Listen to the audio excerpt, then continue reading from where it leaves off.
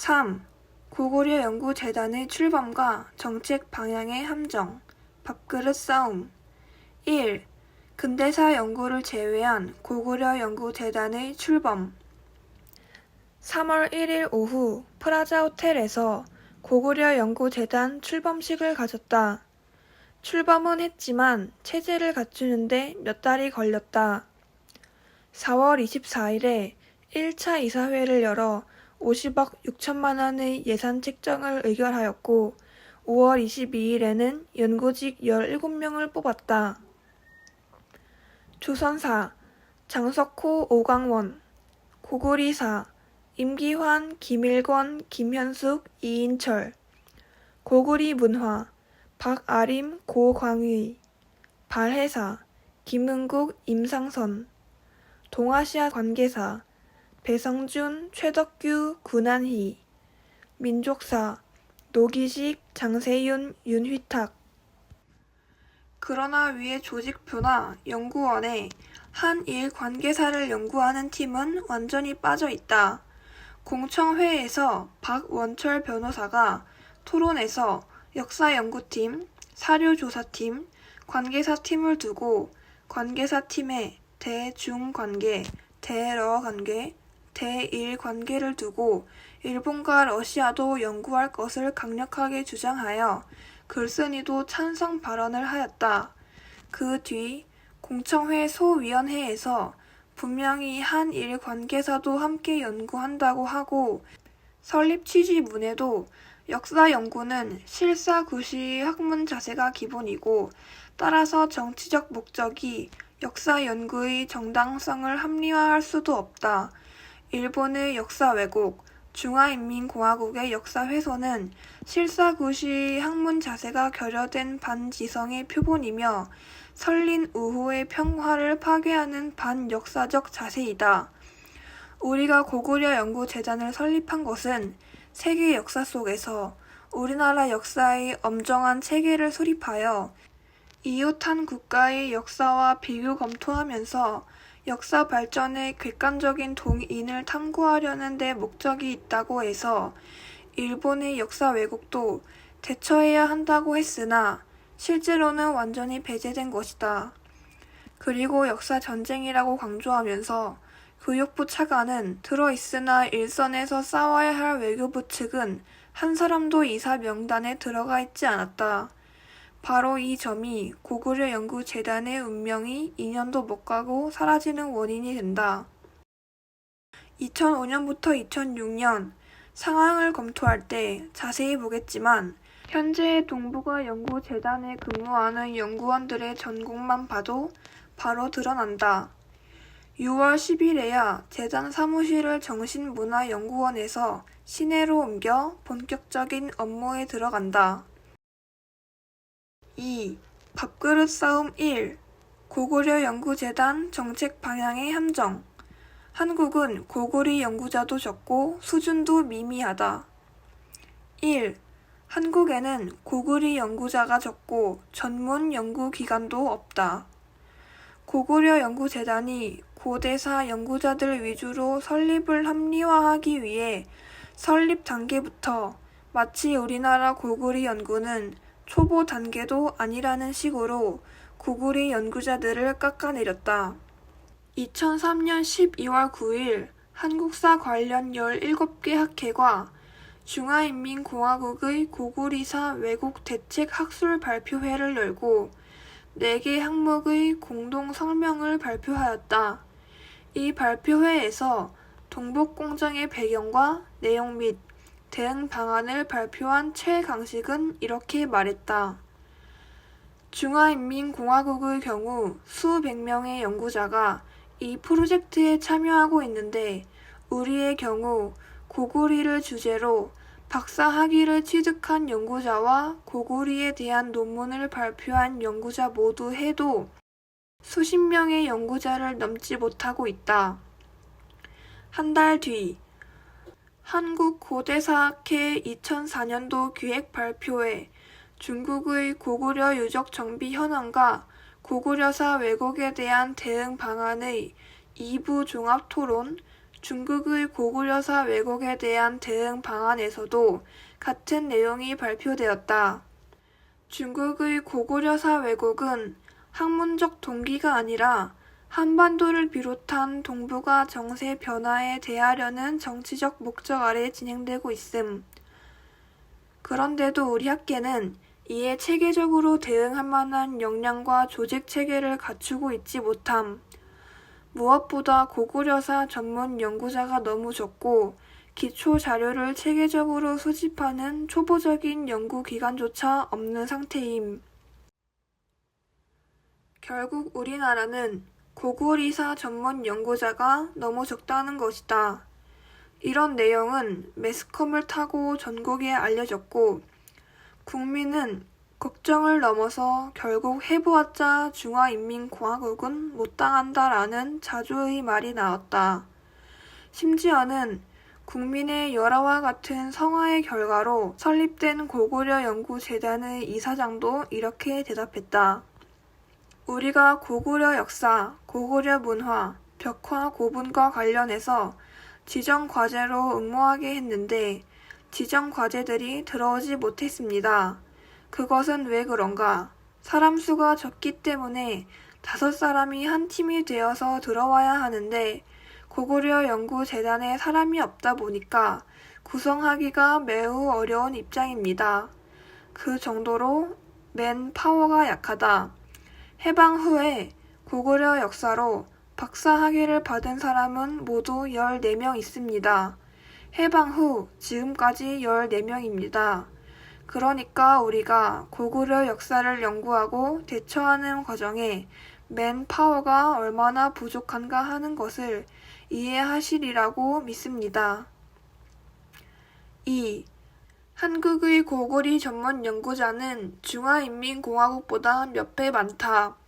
그러나 이 모든 현상은 한, 중, 고구리 연구자의 현황을 제대로 파악해보지 않고 피상적으로 한 주장들이 가져온 결과이며 그것은 결국 전 국민을 패배주의적 포기 상태로 빠뜨리고 있었다. 언뜻 보기에는 고구리 연구단체를 만들고 지원을 받기 위해 한 방편처럼 보이지만 국민에게 주는 역효과는 엄청나게 크고 이미 10년 이상 고구리 연구를 전문으로 해온 단체나 학자들에게는 결정적인 타격이 되는 것이다. 무엇보다도 앞에서 본 고대사 연구자들이나 고구려 연구재단의 주장은 잘못된 것이라는 점이다. 한국의 고구리사 연구는 중화인민공화국에 비해서 월등하게 앞서 있었다. 중화인민공화국은 고구리사를 전공으로 하는 박사학위 취득자가 단 2명이고 석사학위 취득자도 12명에 불과하다. 한국의 박사 32명과 석사 198명이 비교하면 비교도 안 되는 숫자이다. 그뿐 아니라 이러한 학위 취득자도 중화인민공화국의 사회적 특성상 크게 활동하고 있지 못하고 있다. 특히 2명의 박사는 모두 조선족이고 석사 12명은 대부분 최근에 학위를 취득한 젊은 사람들이라 연구 성과도 많지 않고 중화인민공화국 사학계에서 목소리를 낼 수 있는 위치에 있지 않다. 고구리 연구자들 가운데 논문 6편 이상을 쓴 26명의 학자도 반 정도는 이미 일선에서 물러난 학자들이고 동북공정에 직접 참여하는 학자들도 사실상 몇 명 안 된다는 것을 알 수 있다. 반면에 한국의 고구려 연구는 괄목할 만한 성장을 이루었다. 지난 10년 동안 국제학술대회에서만 208편의 논문이 발표되었고 430명의 학자가 발표와 토론에 참여하였다.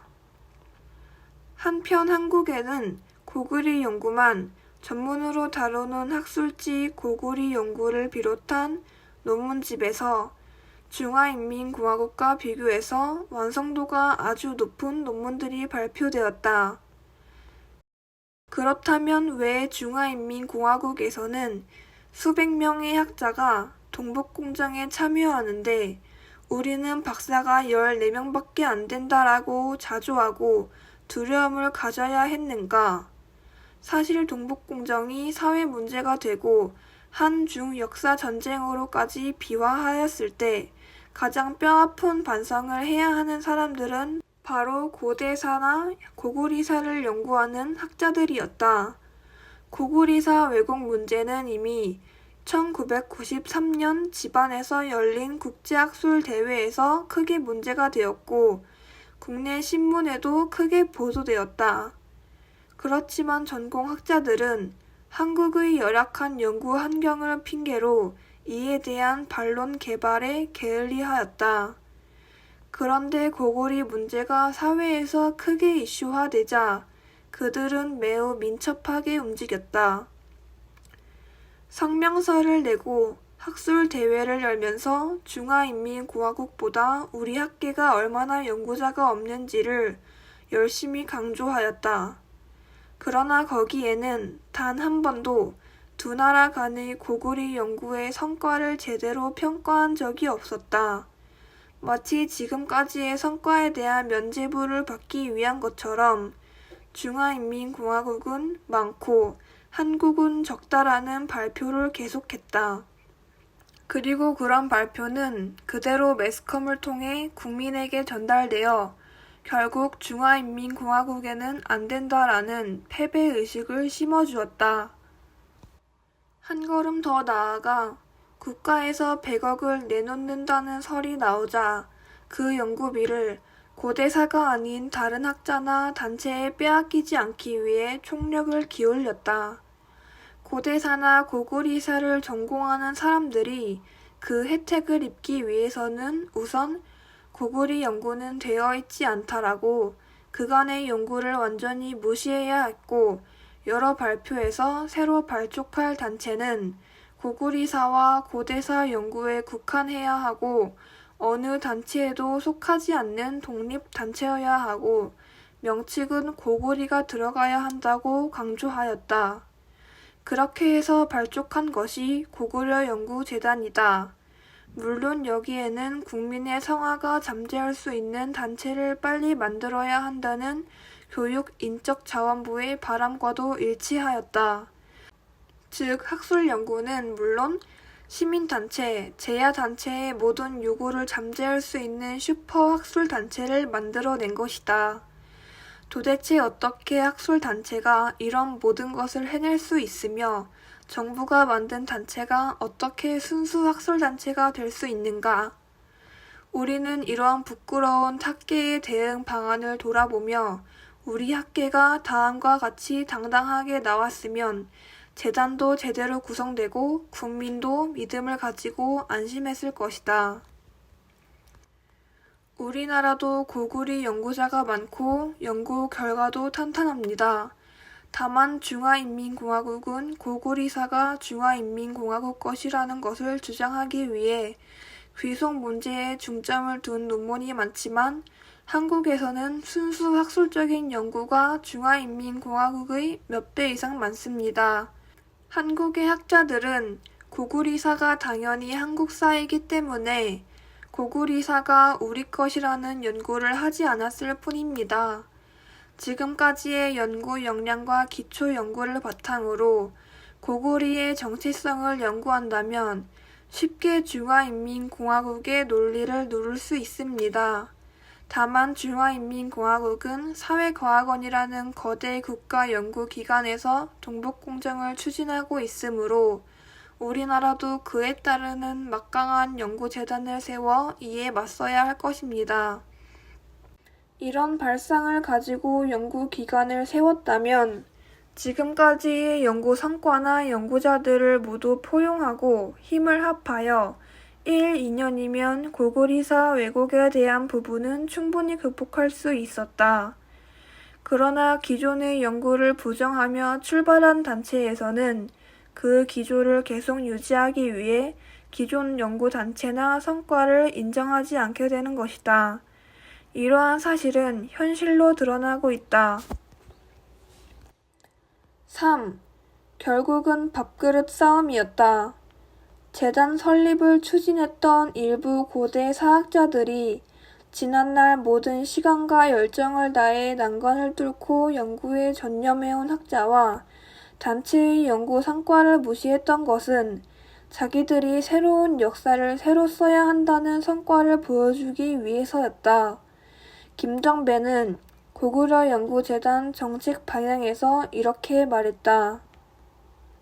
한정된 인원과 재원으로 동북공정에 대응하며 성과물을 내려면 선택과 집중의 정책을 택하지 않을 수 없다. 모든 분야가 어려움을 겪듯이 한국 고대사도 연구 인원이 적고 더구나 고구려사 전공자는 손에 꼽는 수에 불과하였다. 서울대 노태돈 교수, 한국외대의 여호규 교수, 울산대 전호태 교수, 동국대 강현숙 교수, 강남대 박경철 교수, 뒤에 자리를 옮긴 임기환 교수 등이 무거운 짐을 어깨에 메고 학문 활동을 했다. 다음에 보겠지만 고구리 연구회가 기획한 고구리 정체성에 관한 국제학술대회 발표자 36명을 보면 김정배의 말이 얼마나 틀렸는지 알 수 있다. 그렇다면 왜 고대사 연구자 위주로 짜인 고구려 연구재단은 그처럼 고구리라는 이름에 집착하고 고구리 연구는 전혀 되어 있지 않는 것처럼 한국 학계를 비하했는가?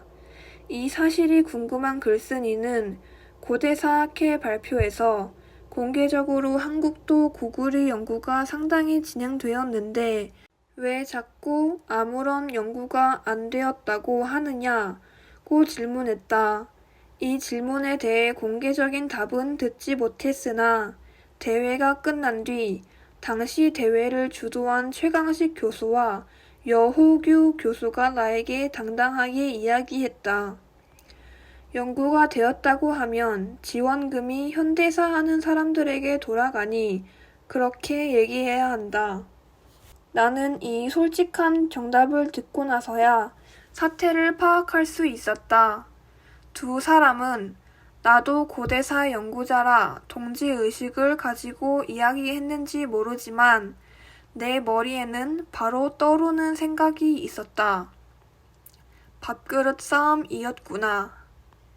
3. 중화인민공화국이 보는 한국 고구리사 연구 현황. 한국의 고구리 연구는 이미 북한의 연구를 넘어섰다는 것이 중국 병강사지 연구 중심의 평가였다. 상대국에서 지금까지의 고구려 연구를 어떻게 평가하고 있는지 내용을 냉철하게 직시하고 기존 연구 성과를 받아들여 더욱 발전시켜야 했으나 고구려 연구재단은 아랑곳하지 않았다. 그런데 중화인민공화국은 동북공정을 추진하기 위해 상대국의 전력을 철저하게 평가하였다. 1. 2000년 고구리 귀속 문제 연구. 1990년대에 와서 한국의 사학회는 고구리를 연구하는 붐이 일어났다. 중화인민공화국과 북한 사학계의 연구 성과를 대량 번역하여 출판하고 소개하였다. 그리고 여러 차례 고구리에 관한 각종 학술 세미나를 개최하였고 고구리의 역사문화재, 고고자료 전시회를 개최하였으며 대형 도록들을 출판하였다. 특히 주목되는 것은 사단법인 고구리 연구회이다. 2. 2001년 고대 중국 고구리 역사 총론. 이 책에서도 1990년대 이후 고구리 연구 붐에 대해 다음과 같이 쓰고 있다. 이 시기 고구리 연구 붐이 나타나게 된 또 하나의 지표가 1994년 6월 일부 연구학자들이 설립한 고구리 연구소인데 2년 뒤인 1996년 사단법인 고구리 연구회가 된다. 이 연구회는 고구리 연구와 조사 활동을 기획하고 국제학술대회를 열고 학술지를 발행하는 활동을 벌이는 등 현재 한국에서 가장 두드러지게 활약하고 있는 고구리 연구단체이다. 3.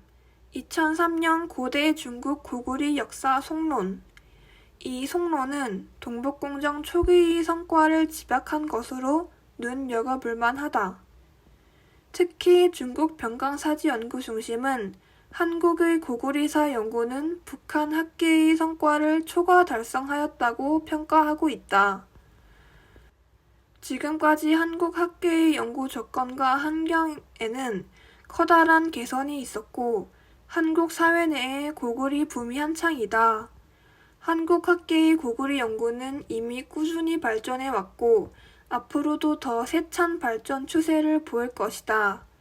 일찍이 한국 사회에서 일었던 재야, 사학, 풍파의 국수주의 사학 세력들도 한국 사회의 고구려 붐을 더욱 고조시킬 수 있는 무시 못할 역량을 가지고 있다.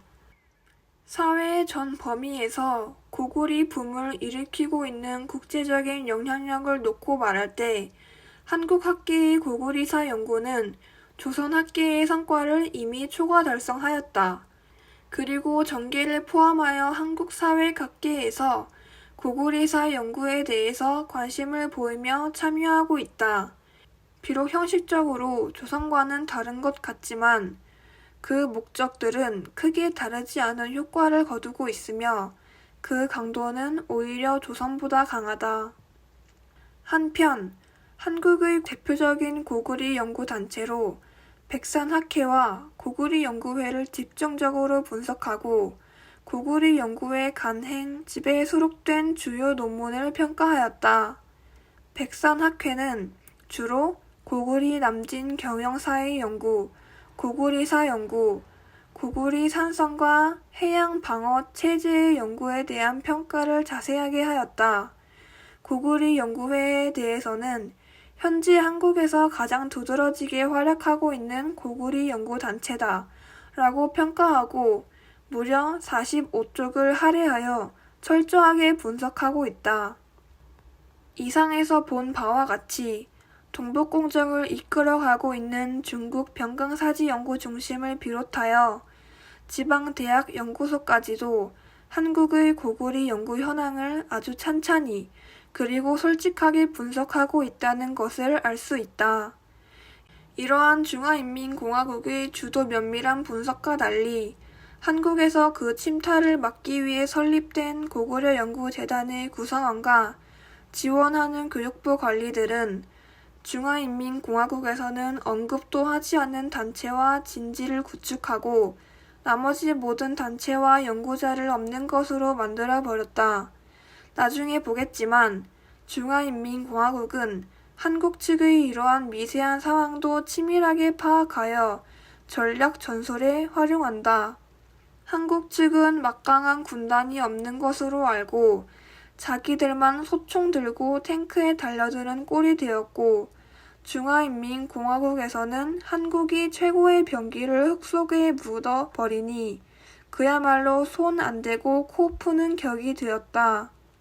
나중에 역사가 고구려 연구재단을 평가한다면 자기 공을 만들기 위해 지금까지 쌓아온 모든 연구 성과를 없애버렸다는 점을 가장 혹독하게 평가할 것이다.